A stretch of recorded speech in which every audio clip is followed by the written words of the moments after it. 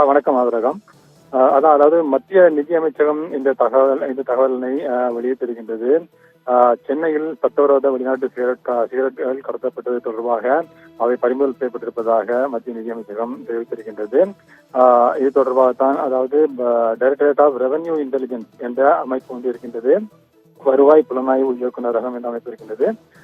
அவர்கள்தான் இந்த சோதனையை நடத்தியிருக்கின்றார்கள். அதாவது குடியலறை மற்றும் சுகாதார சாதனங்கள் என்ற போர்வையில் துபாயிலிருந்து இந்தியாவிற்கு வெளிநாட்டு சிகரெட்டுகள் கடத்தப்படுவதாக தகவல் கிடைத்திருக்கின்றது. அந்த தகவலின் பேரில் தான் அந்த டிஆர்ஐ சென்னை மண்டல பிரிவு அதிகாரிகள் சோதனை நடத்தியிருக்கின்றார்கள். ஒரு கண்டெய்னரை பறிமுதல் செய்து அதில் அவர்கள் விரிவான சோதனை நடத்தியிருக்கின்றார்கள்.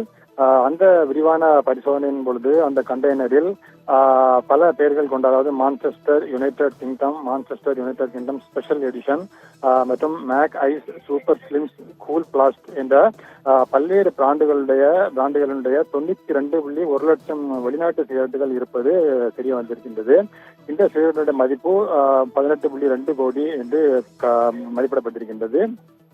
மேலும் அந்த சிகரெட்டுகள் 2003ஆம் ஆண்டுக்கான சிகரெட் மற்றும் பிற புகையிலை பொருட்கள் சட்டத்திற்கு உட்பட்டபடி அந்த பேக்கேஜிங் மற்றும் லேபிளிங் விதிகளுக்கு உட்படவில்லை என்றும் தெரிவிக்கப்பட்டிருக்கின்றது. அது மட்டுமில்லாமல் அதில் அந்த வார்னிங் கொடுப்பாங்கல்ல, அந்த சட்டப்பூர்வ சுகாதார எச்சரிக்கையும் அதில் வெளியிடப்படவில்லை என்று தெரிவிக்கப்பட்டிருக்கின்றது. இதனைத் தொடர்ந்துதான் சுங்க சட்டத்தின் விதிகளின் கீழ் இந்த கடத்தல் பொருட்களானது பறிமுதல் செய்யப்பட்டிருப்பதாக தற்பொழுது மத்திய நிதியமைச்சகமானது தெரிவித்திருக்கின்றது. இது தொடர்பாக மேலும் விசாரணை நடந்து வருவதாகவும் குறிப்பிடப்பட்டிருக்கின்றது.